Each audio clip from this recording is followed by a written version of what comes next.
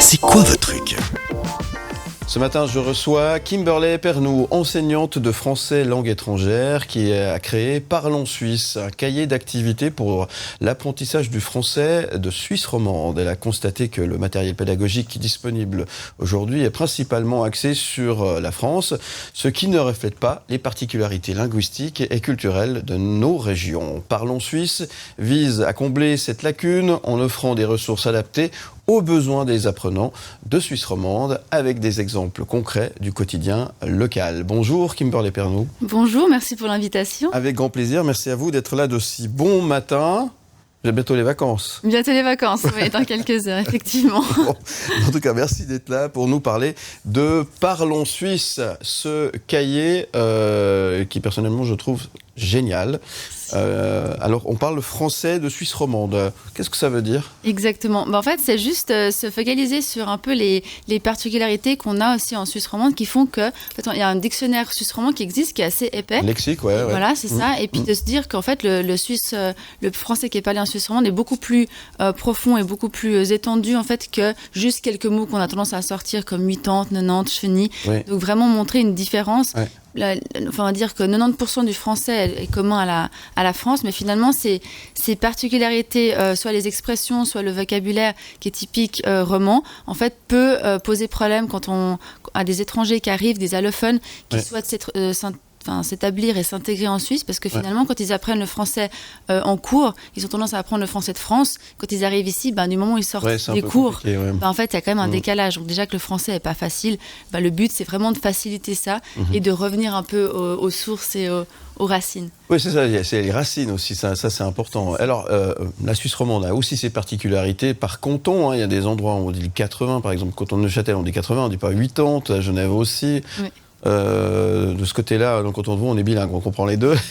Mais il y a des particularités aussi régionales, locales dans la région. Et ça, c'est pas forcément aussi évident. Comment est-ce que vous avez pallié à ce problème ? Alors du coup, j'ai voulu vraiment faire en sorte que ça parle un peu à tout le monde en Suisse romande, un peu moins le Jura, parce que du coup, il y a ça vient de différents, ce qu'on appelle des substrats différents. Donc du coup, les langues qui étaient là avant sont assez différentes. Donc le Jura, j'ai un petit peu moins axé là-dessus. Mais j'ai fait en sorte d'avoir vraiment un mélange où je me suis basée sur pas mal de sources pour mélanger et pas me dire qu'au final, on va se dire, en fait, c'est un ouvrage typiquement vaudois ou typiquement neuchâtelois. C'est ça. Et comme j'ai beaucoup bougé, j'ai habité sur 4 cantons différents francophones.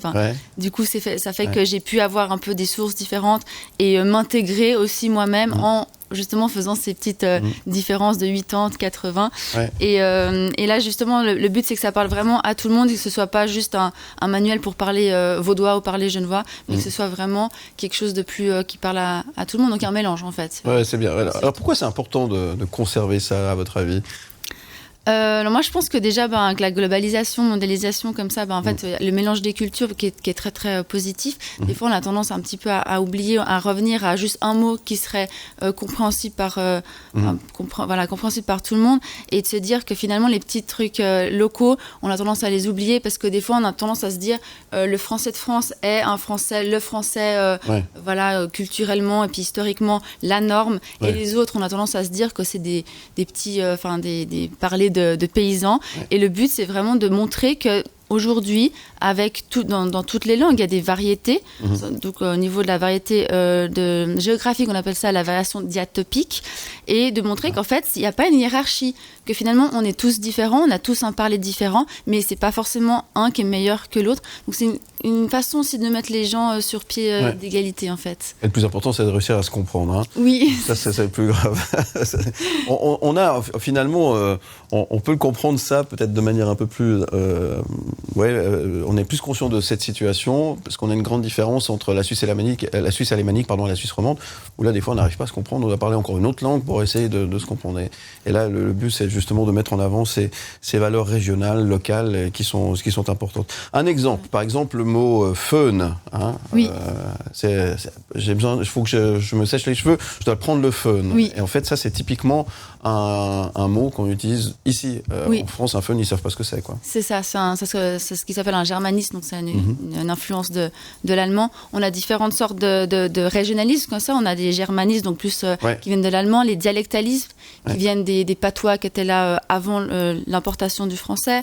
On a des archaïsmes, donc c'est ce qui est des mots qu'on a utilisés, qu'on a pris du français, mais le français entre-temps a évolué, puis nous on est resté, on va dire, à la variété d'avant. Ouais. On a aussi ce qu'on appelle des statalismes, c'est ce qui correspond à des réalités qu'on a qu'ici. D'accord. Donc par exemple, c'est là où on se retrouve avec des problèmes entre gymnase, collège, lycée, même entre romans. Des fois, on dit, en fait, tes élèves, ils ont quel âge, parce que c'est plus simple. Ouais. Donc on a vraiment différentes sources comme ça, et puis c'est vrai que ça fait quelque chose de très très varié, et il faut vraiment sauter l'idée dans la tête que c'est vraiment que quelques petits mots qu'on a tendance à ressortir un peu stéréotypiques comme ça, et puis se dire en fait c'est beaucoup plus profond, puis dans une conversation de tous les jours, en fait on en retrouve finalement quand même pas mal. Hein, donc, c'est hyper intéressant. Alors, excusez-moi de ramener les choses à moi qui ai travaillé en France en radio. Des fois, on ne me comprenait pas, parce que j'utilisais des langages qu'on utilise ici, et c'est vrai que ce n'est pas forcément facile. Donc, il a fallu faire ce changement, ce lien, en quelque sorte. Ouais. C'est ça. Et puis, le truc, c'est que nous, en tant que, par exemple, que francophones, finalement, ça nous fait rire, parce que c'est juste 2-3 petits mots, puis du coup, ça fait un truc peut-être un petit peu drôle, où on ne se comprend pas, ou bien des fois, le dîner, souper, on n'arrive pas à l'heure, ou ce genre de choses. Mais par contre, pour des apprenants, et c'est là vraiment le but de mon cahier, c'est que ça peut être vraiment un obstacle d'intégration. Et là, du coup, ça peut être vraiment perçu, ça peut être vraiment mal vécu. Donc, c'est vraiment, il y a deux niveaux un peu comme ça. Comme le Natel, par exemple. Oui. C'est un mot protégé par Swisscom, mais le Natel, typiquement, tout le monde parle du Natel. Et un Natel, c'est une marque avant tout, mais c'est le téléphone portable. Ouais, National Téléphone. Voilà, par exemple.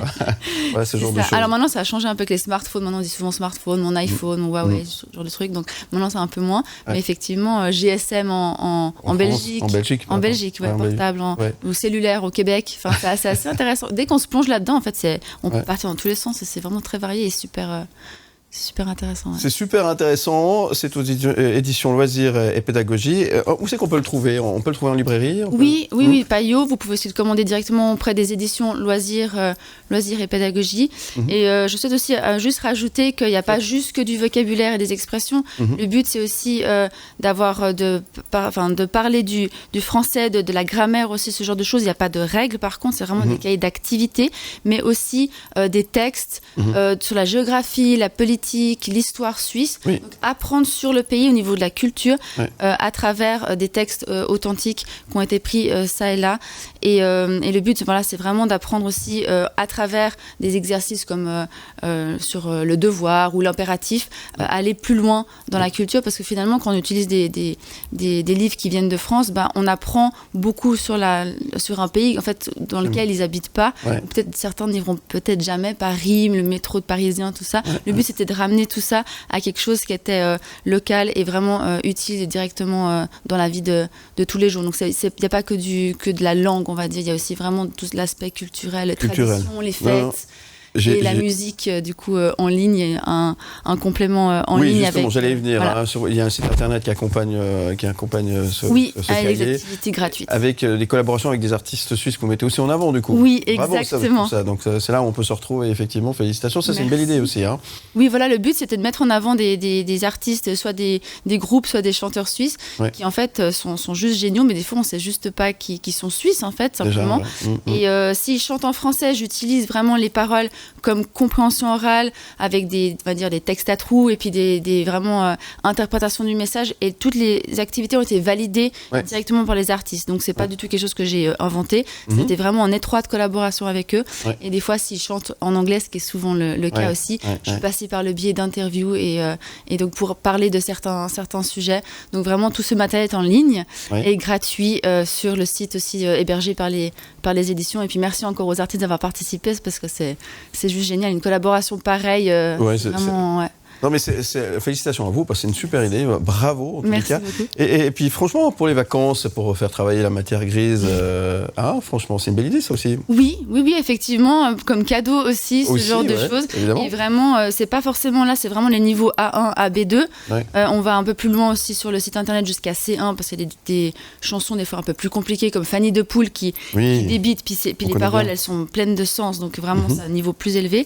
Mais même si, par exemple, au niveau du du design, on pourrait peut-être à première vue se dire que c'est plus pour les enfants ou ce genre de choses.